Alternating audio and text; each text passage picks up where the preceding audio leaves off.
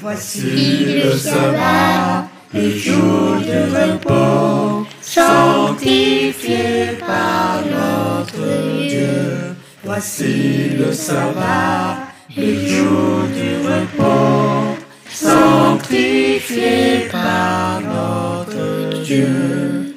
Amen. Amen. Amen. Amen. Amen. Amen. Amen. Amen. Amen. Amen. Amen. Amen. Amen. Voici le sabbat, le jour de repos, sanctifié par notre Dieu. Voici le sabbat, le jour du repos, sanctifié par notre Dieu.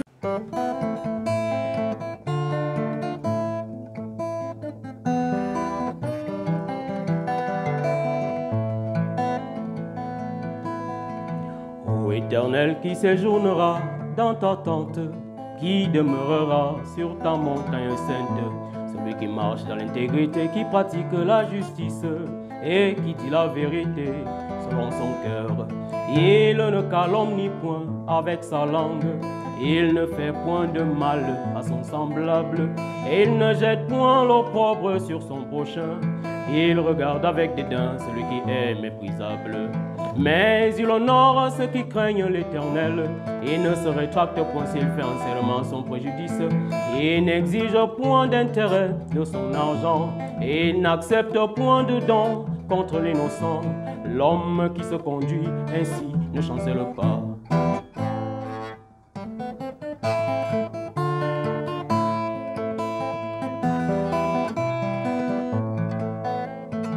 Ô Éternel qui séjournera dans ta tente, qui demeurera sur ta montagne sainte, celui qui marche dans l'intégrité, qui pratique la justice et qui dit la vérité selon son cœur. Il ne calomnie point avec sa langue, il ne fait point de mal à son semblable, il ne jette point l'opprobre sur son prochain, il regarde avec dédain celui qui est méprisable. Mais il honore ceux qui craignent l'Éternel. Il ne se rétracte point s'il fait un serment sans préjudice. Il n'exige point d'intérêt de son argent. Et il n'accepte point de don contre l'innocent. La femme qui se conduit ainsi ne chancelle pas. Le pasteur qui se conduit ainsi ne chancelle pas. Mais il honore ceux qui craignent l'Éternel. Il ne se rétracte point s'il fait un serment sans préjudice. Il n'exige point d'intérêt de son argent. Et il n'accepte point de don contre l'innocent. L'homme qui se conduit ainsi ne chancelle pas. La la la la la la la la la. La la la la la la la la la. La la la la la la la la la. La la la.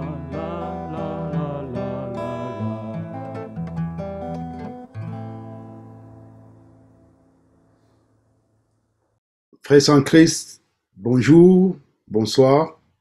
J'espère que vous allez bien par la grâce de Dieu. Aujourd'hui, par la grâce de Dieu, nous allons faire une méditation avec pour titre « Ne pas se fier aux apparences » ou « Ne pas juger selon les apparences ». Et avant de commencer, je vais faire une prière pour invoquer l'Esprit Saint. Père, nous te bénissons, te rendons grâce encore infiniment. Remplis-nous ton Esprit Saint en ce moment où nous avons tellement besoin pour pouvoir comprendre ta volonté telle que tu l'as révélée dans ta parole par le mérite de Jésus-Christ, notre Seigneur Sauveur. Amen. Donc, comme nous disions, frères et sœurs en Christ et amis, aujourd'hui nous allons faire une étude, nous allons faire une méditation avec pour titre « Ne pas se fier ou ne pas juger selon les apparences ». Donc, je partage mon écran avec vous. Pourquoi cette méditation? Parce que nous sommes arrivés à un moment où l'ennemi joue beaucoup sur les apparences. Il joue beaucoup avec les apparences pour pouvoir tromper, pour pouvoir tendre des pièges Et rappelons-nous dans Matthieu chapitre 24, au verset 4, quand Jésus-Christ dit à ses disciples, « Prenez garde que personne ne vous séduise. Que personne ne vous séduise. » Pourquoi? Parce que l'ennemi va beaucoup se servir de l'apparence ou des apparences pour pouvoir tromper le peuple de Dieu. Et nous savons aussi, comme il est écrit dans l'Épître aux Corinthiens, Paul va dire, nous savons bien que, pour paraphraser, que Satan se prend aussi l'apparence de lumière. Donc l'apparence est quelque chose de très, très subtil ou de très important à laquelle nous devons accorder une certaine importance. Et pour illustrer ceci, pour mieux comprendre le message, la leçon que Dieu a pour nous aujourd'hui, nous allons prendre dans la Bible certains exemples pratiques pour pouvoir comprendre quel est le message, quelle est la leçon que Dieu a prévue pour nous aujourd'hui, dans sa grâce. Donc le premier exemple que nous allons prendre se trouve dans le livre. Nous allons aller dans le livre de Samuel, dans 1 Samuel chapitre 1, nous allons lire ensemble verset 1. Et l'Éternel dit à Samuel, « Jusqu'à quand mèneras-tu deuil sur Saül, vu que moi je l'ai rejeté pour qu'il ne soit pas roi sur Israël?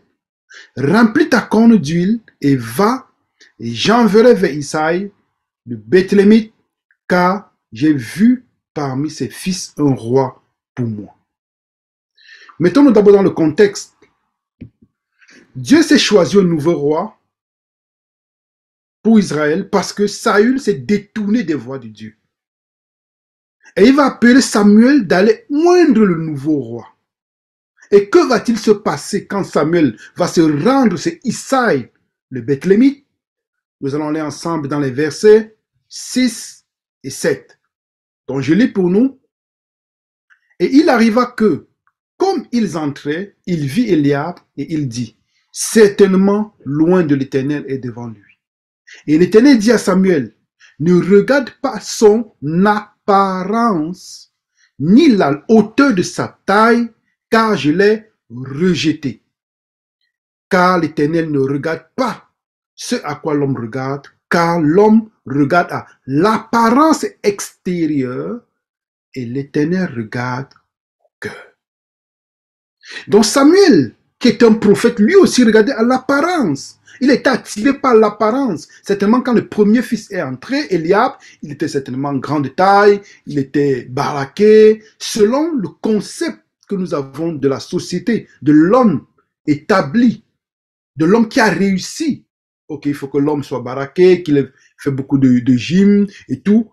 Mais Dieu dit, l'homme regarde à l'apparence extérieure et l'Éternel regarde au cœur. Dieu nous invite à regarder au cœur, de nous regarder à ce qui est, c'est à l'essentiel et d'aller au-delà des apparences. Parce que, rappelons-nous dans Matthieu chapitre 24, verset 4, nous avons dit, Jésus-Christ dit à ses disciples, « Prenez garde que personne ne vous séduise. » Donc, nous voyons bien que Samuel a été attiré, le prophète Samuel a été attiré par l'apparence de Eliab. Et nous aussi, comme Samuel, nous pouvons être attirés par les apparences. Rappelons-nous notre épisode de David. Rappelons-nous David qui va vaincre Goliath. Qui pensait que David pouvait vaincre Goliath? Toutes les personnes qui étaient présentes, toutes les personnes présentes s'étaient fiées aux apparences. Parce que David était petit de taille, parce qu'il était pas un guerrier. Mais nous savons l'issue de l'histoire. David a vaincu Goliath par la foi qu'il avait en son Dieu. Nous voyons bien qu'il faut qu'on aille au-delà des apparences, sinon nous pourrons être trompés par l'ennemi. Nous allons aller dans un autre exemple pratique dans la Bible. Et nous allons lire ensemble dans 1 Roi chapitre 5, nous allons d'abord lire le verset 1. Or, Naaman, chef de l'armée du roi de Syrie, était un grand homme devant son Seigneur. Et considéré, car par lui l'Éternel avait délivré les Syriens, et cet homme était fort et vaillant, mais lépreux. Versets 9 et 10. Et Naaman vint avec ses chevaux et avec son char, et se tint à l'entrée de la maison d'Élisée. Et Élisée envoya vers lui un messager disant, va et lave-toi 7 fois dans le Jourdain, et ta chair deviendra saine, et tu seras pur. Donc Naaman est le chef de l'armée du roi de Syrie, mais Naaman est lépreux. Par sa main, l'Éternel avait délivré les Syriens. C'était un homme vaillant et fort, comme il est écrit dans la parole. Mais Naaman est lépreux. Naaman va recevoir un conseil d'une petite fille qui lui dira d'aller vers le prophète d'Israël. Et comment s'appelle ce prophète? Élisée. Alors que fait Naaman? Il va prendre ses chars, il va prendre son char, ses chevaux et tout pour aller vers Élisée, pour chercher guérison vers Élisée, le prophète de Dieu. Et que va dire Élisée? Va et lave-toi 7 fois dans le Jourdain, et ta chair deviendra saine, et tu seras pur. Regardons à quel point est-ce que les apparences peuvent nous freiner dans notre chemin, dans notre cheminement chrétien. C'est la raison pour laquelle nous allons lire au verset 11 et 12 ce qu'il est écrit. Et Naaman se mit en colère. Pourquoi est-ce que Naaman se met en colère? Et s'en alla et dit, voici, je me disais, il sortira sans doute et se tiendra là et invoquera le nom de l'Éternel, son Dieu, et il promènera sa main sur la place malade et délivrera le lépreux. L'Abana et le Papa, rivière de Damas, ne sont-elles pas meilleures que toutes les eaux d'Israël? Ne puis-je pas m'y laver et être pur? Et il se tourna et s'en alla en colère. Donc nous voyons comment Naaman se fie aux apparences. Il ne veut pas se fier à la parole du prophète, parce que le prophète parle de la part de Dieu. Il ne se fie pas à la parole du prophète, qui est une parole de vie. Mais Naaman se disait, il dit, je me disais, il sortira sans doute et fera certainement quelque chose de miraculeux, de quelque chose qui puisse, pour satisfaire les regards, quelque chose pour satisfaire la curiosité des hommes. Donc Naaman cherchait quelque chose qui pouvait satisfaire sa chair. C'est un peu comme nous. Nous cherchons quelqu'un, les personnes qui peuvent... Ok, je pensais, on peut se dire aussi comme Naaman, je me disais, cet homme serait sorti, aurait parlé en langue qu'on ne peut pas comprendre, que personne ne peut pas comprendre. Le langage des anges, entre guillemets.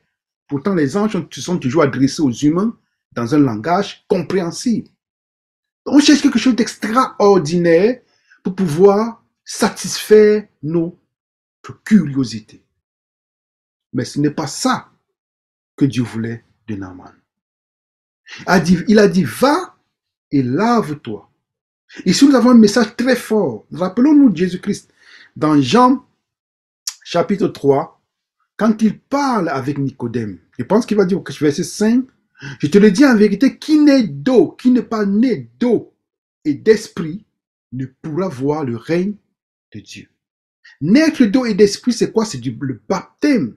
Naaman doit faire l'expérience de la nouvelle naissance, mais il ne veut pas croire en la parole de Dieu qui peut le transformer, parce que la foi, la parole que Élisée a donnée n'a pas trouvé la foi dans le cœur de Naaman. Parce que Naaman était aveuglé par les apparences. Il va faire une comparaison entre les fleuves, les rivières de Damas et les rivières qui se trouvent où le prophète l'a envoyé dans le Jourdain. C'est aussi comme ça qu'on peut aussi être freiné dans notre cheminement chrétien, parce que nous avons des préjugés Parce que nous avons les préjugés. Parce que nous nous fions aux apparences et non à ce que dit le serviteur de Dieu. Sommes-nous comme Naaman? Sommes-nous comme les personnes qui ne sont pas fiées, qui sont fiées aux apparences du prophète David, parce qu'ils n'étaient pas, qui ont pensé qu'ils ne pouvaient pas vaincre Goliath? Sommes-nous comme, nous avons cité le premier exemple dans 1 Samuel, sommes-nous comme toutes ces personnes qui ont eu la même expérience, où Dieu veut que nous puissions aller au-delà des apparences? Pour ceci, nous allons aller voir un autre exemple pratique dans la Bible. Un autre exemple. Dans Jean chapitre 1, versets 44 à 47. Avant de lire, nous allons revenir un peu en arrière. Parce que Élisée dit à Naaman, va et lave-toi. C'est simple. En fait, le salut, c'est quelque chose de simple. Dieu dit, crois en moi et tu vivras. Mais il y a des personnes qui veulent mettre les œuvres pour avoir le mérite pour eux-mêmes et ne pas avoir besoin en réalité de Dieu. Parce qu'en principe, il est plus facile d'être sauvé que d'être perdu. Contrairement à ce que nous avons toujours pensé, il est plus facile parce que l'évangile, c'est quoi? Viens et crois en moi. Est-ce que tu crois en moi? Est-ce que tu as confiance en moi? Alors, là peut commencer à travailler l'œuvre. Comme je veux dire, l'Esprit Saint peut commencer son œuvre dans nos cœurs. Mais à partir du moment où nous ne croyons pas, l'Esprit Saint, nous mettons un blocus à l'action de l'Esprit Saint dans nos vies. Donc, Naaman a refusé le message, dans un premier temps, avait rejeté ce message de la justice obtenue par la foi. Parce que Naaman, qu'est-ce qu'il devait faire? C'était juste aller entrer dans l'eau cette fois, qui était aussi simple. Mais comme disent ses disciples, à Naaman, s'il t'avait demandé quelque chose de difficile, certainement tu l'aurais fait. Pourquoi? Parce que c'est le moi de Naaman qui allait être mis en avant et non la puissance de Dieu. Pourquoi? Parce que Naaman s'est fié dans un premier temps, aux apparences. Alors nous allons lire ensemble la prochaine expérience qui se trouve dans Jean chapitre 1, verset 44 à 47. Je lis pour nous. Le lendemain, il voulut s'en aller en Galilée. Et Jésus trouve Philippe et lui dit, suis-moi. Or, Philippe était de Bethsaïda, de la ville d'André et de Pierre. Philippe trouve Nathanaël et lui dit, nous avons trouvé celui duquel Moïse a écrit dans la loi et duquel les prophètes ont écrit.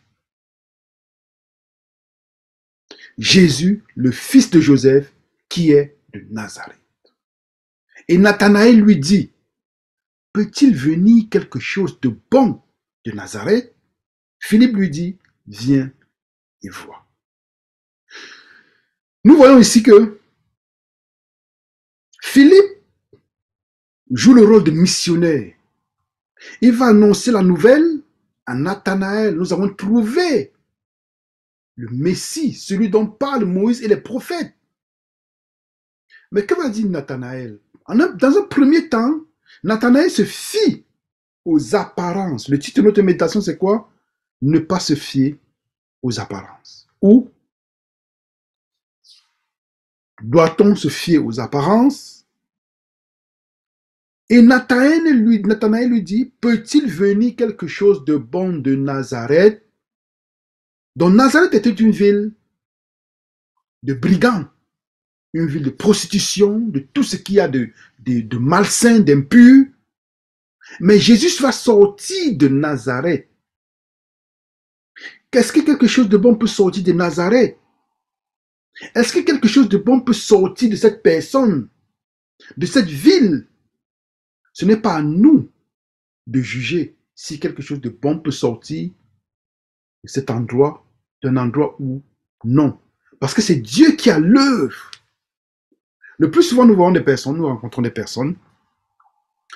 Et il y a des personnes aussi qui sont parfois délinquantes, qui sont qui n'ont pas une vie toujours selon les normes de Dieu, qui ne marchent pas toujours selon la parole de Dieu, mais nous nous mettons le plus souvent à la place de Dieu pour porter un jugement et dire, cette personne-là, certainement, elle ne sera pas sauvée. Et quand nous disons déjà, cette personne ne sera pas sauvée, ou que nous pensons dans notre cœur, ça veut dire que nous sommes en train de pointer le doigt sur Dieu qui est l'auteur. Parce que qui est celui qui travaille l'argile? C'est Dieu. Qui est celui qui est le forgeron pour pouvoir faire sortir de ce métal l'or pur? C'est Dieu.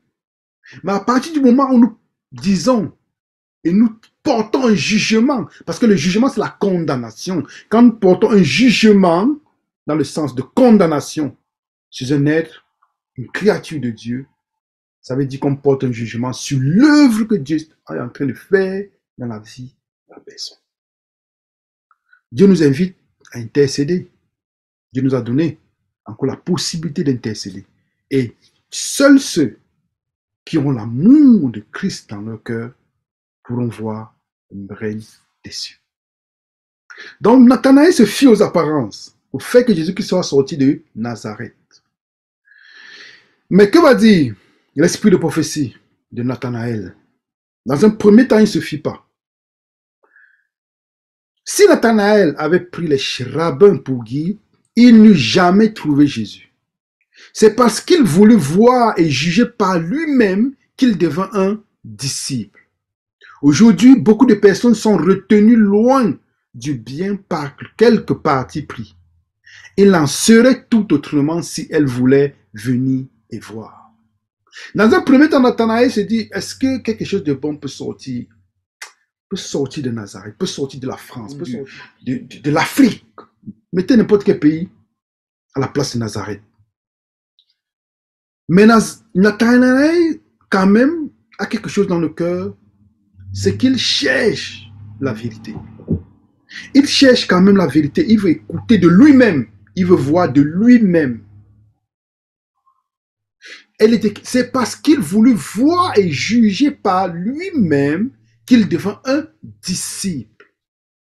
Nathanaël ne s'est pas seulement fié au guide, parce que beaucoup de personnes sont attirées par les apparences, non? Ok, parce que celui-ci a un PhD, parce que celui-ci a un diplôme, il a fait des études de théologie et tout, pour ne pas dire que les études de théologie ne sont pas bonnes. Il faudrait bien que ces études soient centrées sur Christ selon la Bible et l'esprit de prophétie, comme c'est révélé dans la parole. Mais on se fie le plus souvent au titre pour dire aux gens, ok, pour pouvoir porter un jugement. Certaines personnes se présentent, je n'ai pas besoin de me présenter et faire tout un 5 minutes de présentation de tout mon cursus. Parce qu'à partir du moment où je me mets et je présente tout mon cursus, j'ai eu ceci, je me suis larroué ici, j'ai eu diplômé ici et tout, pas que ce n'est pas une mauvaise chose en soi, mais quelle est la motivation de cœur qui m'anime pour que je puisse étaler d'abord tout mon cursus pendant 5-10 minutes avant de parler de Jésus-Christ? Quel est le but et quel est le rapport avec le salut des personnes qui m'écoutent? Donc, alors il y a des personnes qui présentent d'abord tout leur cursus longuement, qui parlent de longuement, qui élèvent leur moi au lieu d'élever le Saint-Esprit, de telle sorte que ceux qui l'écoutent soient plus centrés sur la personne que sur le message. Il faut bien un équilibre. Pas qu'il ne faut pas parler de soi, mais il faut un équilibre. Mais si nous parlons plus de nous que de Jésus-Christ, ça veut dire que nous sommes en train de rendre témoignage à Jésus-Christ. Parce que dit Jésus-Christ dans Jean chapitre 14? Le Saint-Esprit vient, l'Esprit de vérité, et il rendra témoignage de moi. Le Saint-Esprit parle de Jésus-Christ et pas de soi-même. Nathanaël ne s'est pas fié à l'apparence des rabbins et des guides, mais il est allé chercher de lui-même la vérité, parce que c'est qu'il avait des questionnements auxquels il avait besoin de réponses. Aujourd'hui, beaucoup de personnes sont retenues loin du bien par quelques partis pris. Pour paraphraser, aujourd'hui, beaucoup de personnes sont retenues loin du bien parce qu'ils se fient aux apparences. Dieu nous appelle, frères et sœurs, en Christ et amis, à ne pas se fier aux apparences.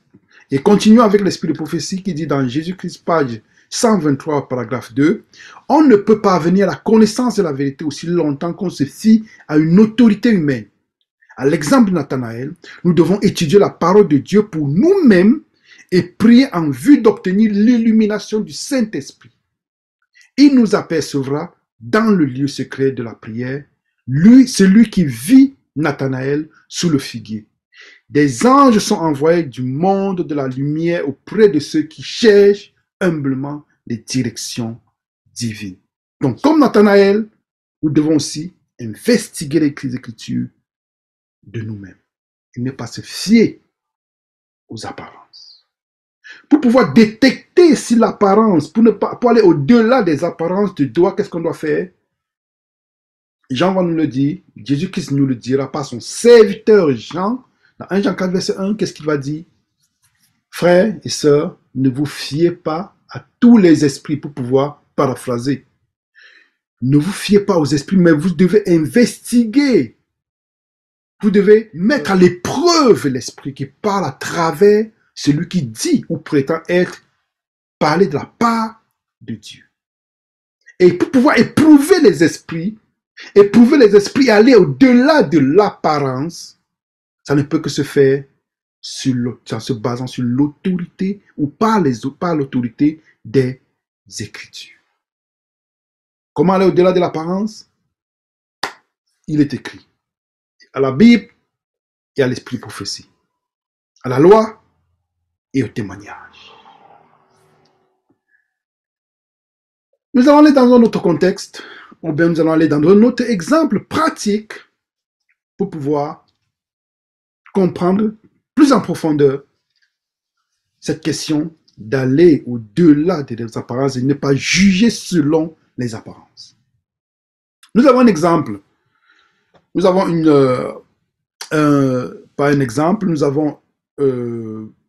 exemple qui se trouve dans Jean chapitre 4, une expérience, autant pour moi, versets 46 à 49. Lisons ensemble. Il vint donc encore à Cana de Galilée, où il avait de l'eau, fait du vin. Et il y avait à Capernaum un seigneur de la cour, duquel le fils était malade. Celui-ci, ayant ouï dire que Jésus était venu de la Judée en Galilée, s'en alla vers lui et le pria de descendre et de guérir son fils, car il allait mourir. Jésus donc lui dit, « Si vous ne voyez des signes et des prodiges, vous ne croirez point. » Le seigneur de la cour lui dit, « Seigneur, descends avant que mon enfant meure. » Nous avons ce seigneur de la cour qui descend, il a entendu parler de Jésus-Christ, et il va pour demander de l'aide à Jésus-Christ. Il arrive et demande de l'aide à Jésus-Christ pour la guérison de son enfant. Mais la réponse de Jésus semble étrange. Comment est-ce que quelqu'un te demande de l'aide et tu dis, si vous ne voyez des signes et des prodiges, vous ne croirez point. Ça veut dire que Jésus-Christ est en train de dire, dire quelque chose qui est en rapport avec la personne qui lui a demandé le service. Nous pouvons lire ensemble dans Jésus-Christ avec l'esprit de prophétie, Jésus-Christ, page 179, paragraphe 2. Bien que Jésus eût démontré sa messianicité, le solliciteur était décidé à faire dépendre sa foi en lui de l'exaucement de sa requête. Le Sauveur mit en contraste ce doute avec la foi simple des Samaritains qui n'avaient demandé ni miracle ni signe. Sa parole, la démonstration permanente qui se dégageait de sa divinité, avait suffi pour porter la conviction dans leur cœur. Donc cette personne, ce Seigneur de la cour, s'approche de Jésus-Christ pour demander de l'aide. Jésus-Christ, qu'est-ce qu'il dit? Si vous ne voyez des signes et des prodiges, vous ne croirez point. Parce que cet homme avait mis sa dépendance, sa foi en Jésus-Christ, sa foi dépendait de l'exaucement de sa requête. Combien de personnes sont comme combien de personnes entre nous, parmi nous, je vous l'ai dit, sont comme ce Seigneur de la cour, dont la foi dépend de l'exaucement de la prière. Nous faisons une prière à Dieu, qu'il exauce nos vœux, mais notre foi ne va dépendre que si Dieu exauce notre prière. Ça veut dire qu'on cherche Dieu pas selon son caractère, sa beauté, son caractère, mais selon nos intérêts égoïstes. Et c'est ce qui animait ce Seigneur de la cour. Mais Jésus-Christ lui-même, comme il est écrit, et nous allons lire ensemble, nous nous rendons compte que les Samaritains, après avoir écouté la parole de Dieu, de Jésus-Christ, ont cru. Ils n'ont pas eu besoin de demander des signes et des prodiges. Combien de nous sommes subjugués, attirés par les signes et les prodiges, par l'apparence? Il y a des personnes qui arrivent j'ai vu des vidéos sur Internet, des pasteurs qui arrivent en volant. J'ai vu, on dit, un pasteur arriver dans sa communauté en volant. Quel est le rapport? En volant. Pourquoi? Pour rendre captif la volonté, pour rendre captif les serviteurs, les personnes qui le suivent. Pour que les personnes dépendent de lui. Pourquoi? Est-ce que Jésus-Christ avait besoin? On voit Jésus-Christ monter au ciel dans Actes chapitre 1. Parce qu'il fallait qu'il monte au ciel. Et de la même façon, les anges vont dire, Jésus-Christ reviendra de la même façon que vous l'avez vu monter au ciel, parce qu'il y avait un message précis. Mais il y a des personnes qui veulent juste faire des signes et des prodiges, juste pour dire, ok, vous voyez à quel point je suis puissant. Jésus-Christ, en aucun moment dans sa vie, n'a fait un signe pour démontrer sa puissance, mais pour un but bien précis. Même quand il multiplie les pains, dans Jean chapitre 6, c'est pour atteindre un objectif, pour donner une leçon spirituelle. En aucun moment, Jésus-Christ va faire un signe juste pour démontrer à quel point il est fort. Non. Nous voyons Jésus-Christ devant Hérode. Hérode lui demande de faire un signe. Mais Jésus-Christ ne fait pas de signe. Parce que Hérode voulait juste satisfaire sa curiosité. Combien de nous voulons juste satisfaire notre curiosité? Nous avons besoin seulement de la parole de Dieu. Parce que Dieu l'a dit, nous y croyons. C'est ce type de serviteur que Dieu cherche. Et non le type de serviteur qui est lié aux apparences. Continuons dans Jésus-Christ, page 179, paragraphe 1. En arrivant à Cana, il trouva Jésus entouré de la foule. Anxieux, il se fraya un passage jusqu'en la présence du Sauveur. Ici, on parle du Seigneur de la cour. Sa foi eut une défaillance. Pour quel motif? Elle explique. Il douta de cet homme simplement vêtu, couvert de poussière, portant les traces de la fatigue du voyage, fut capable de lui donner ce qu'il venait chercher. Toutefois, il obtint la faveur d'un entretien, il exposa au Sauveur le but de sa mission, le supplia de l'accompagner chez lui.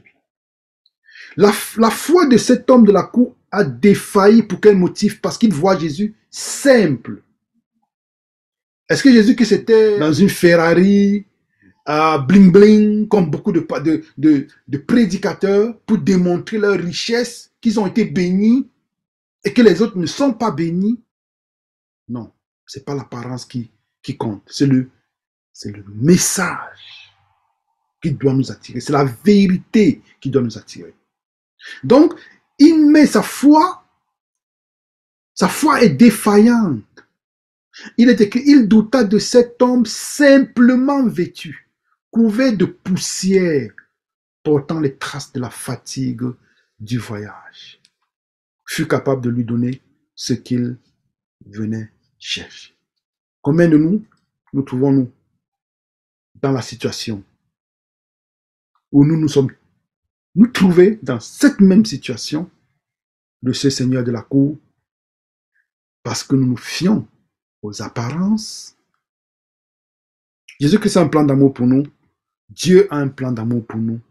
Et nous voyons clairement que les Samaritains, dans Jean chapitre 4, 39 à 42, juste le verset 39, or plusieurs des Samaritains de cette ville-là crurent en lui à cause de la parole de la femme qui avait rendu témoignage. Non pas sur la base des signes et des prodiges.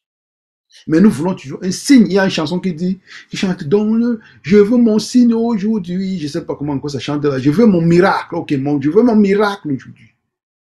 Je veux mon miracle, le vrai miracle que Dieu veut. Se réaliser, je vous l'ai dit, dans notre vie. C'est que nous puissions ressusciter des ténèbres à la lumière. Que nous puissions avoir la victoire sur nos péchés. Pas comme les Sadducéens qui ne croyaient pas.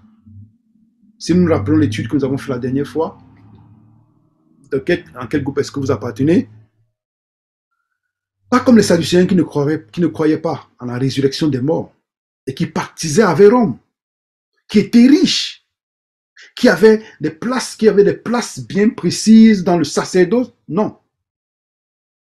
Jésus-Christ, le miracle que Jésus-Christ veut, ce que ça accomplisse dans nos vies, c'est que nous puissions abandonner le péché, abandonner nos mauvaises habitudes, afin qu'il puisse nous accueillir. Qu'est-ce qu'il y a de plus beau que d'être en accord, en harmonie parfaite avec Dieu? Parce que si nous sommes en harmonie parfaite avec Dieu, qu'est-ce qui se passe? Nous allons refléter son caractère. Et tout ce que nous allons demander à Dieu, ça va s'accomplir, parce que nous allons marcher selon sa volonté.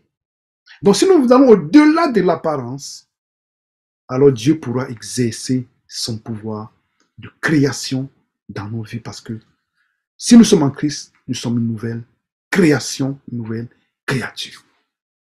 Donc Jésus-Christ cherche les vrais adorateurs qui vont pouvoir vivre selon ses principes, aller au-delà de l'apparence. Et non dire, comme Jésus-Christ va dire, et non juger selon les apparences. Voyons dans Jean chapitre 4, verset 43.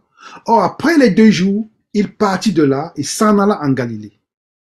Car Jésus lui-même rendait témoignage qu'un prophète n'est pas honoré dans son propre pays. Pourquoi est-ce qu'un prophète n'est pas honoré dans son propre pays? Pourquoi est-ce qu'un prophète n'est pas honoré dans son propre pays? C'est parce que les gens se fient aux apparences. Ok, on a vu la personne grandir avec nous, on a vu la personne jouer au foot avec nous, la personne il était un délinquant, la personne était. Alors parce que la personne était comme ça, ainsi, Dieu ne peut pas passer par la personne pour nous parler. Et c'était le problème des pharisiens. Les pharisiens vont tuer et crucifier Jésus-Christ. Et les docteurs de la loi vont crucifier Jésus-Christ parce qu'ils se fiaient aux apparences. Jésus-Christ n'était pas selon le concept qu'ils avaient dans leur esprit. Mais Dieu ne se fie pas aux apparences. Dieu regarde au cœur. Et dans Jean chapitre 6, verset 66 à 69, Jésus-Christ va nous dire quelque chose de très important.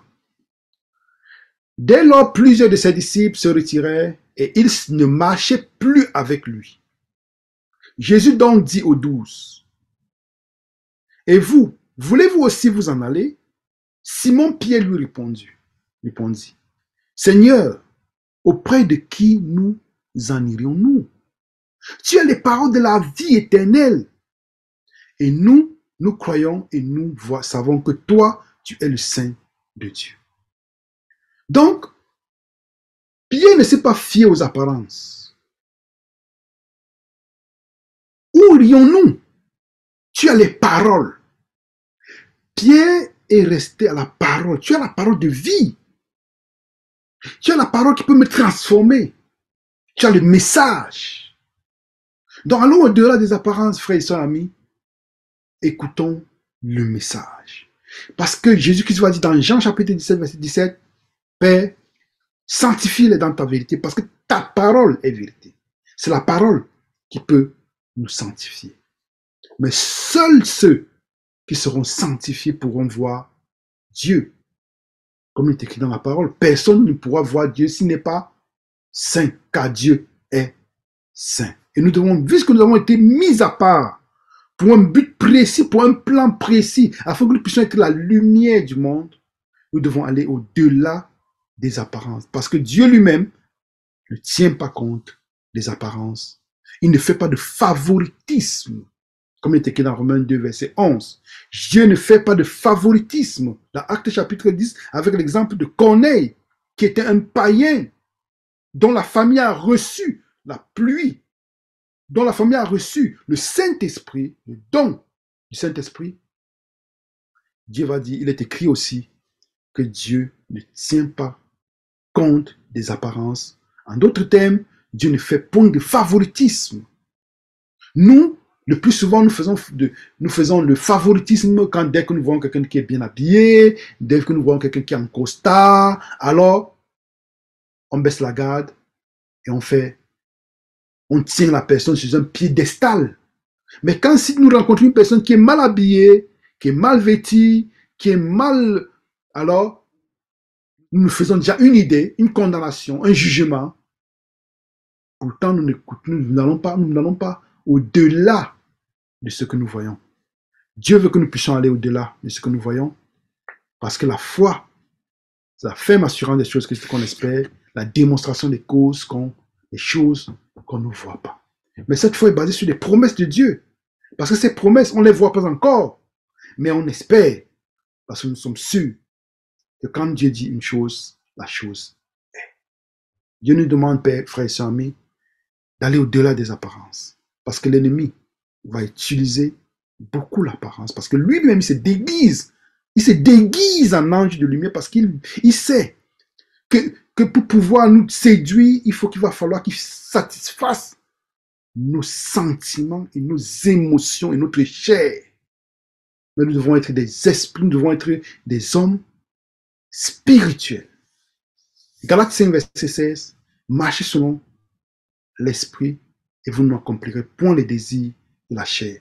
Parce que les apparences sont liées à la chair, mais Dieu veut que nous puissions être des hommes qui vivent selon l'esprit.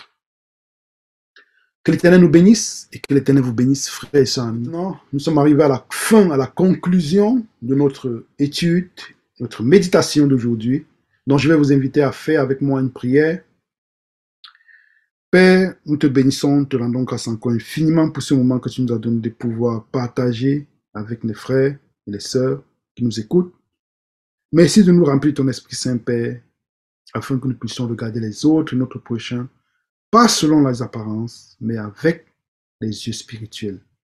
Ouvre nos cœurs et nos esprits à l'écoute de ta voix, par les mérites de Jésus-Christ, Seigneur Sauveur. Amen. Si vous avez aimé cette vidéo, merci de vous abonner à Alliance Éternelle 7 et à bientôt. Bye.